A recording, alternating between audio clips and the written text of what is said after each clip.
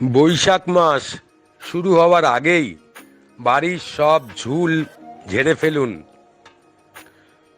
বর্ষ শুরুর দিন অর্থাৎ বাংলা নববর্ষের দিন কাঁচা হলুদ বা গুঁড়ো হলুদ জলে গুলে 21টি দূর্বা ওই জলে চুবিয়ে বাড়ির কর্তা কর্ত্রী ছেলে মেয়ে সবার গায়ে বা মাথায় ছিটিয়ে দিন।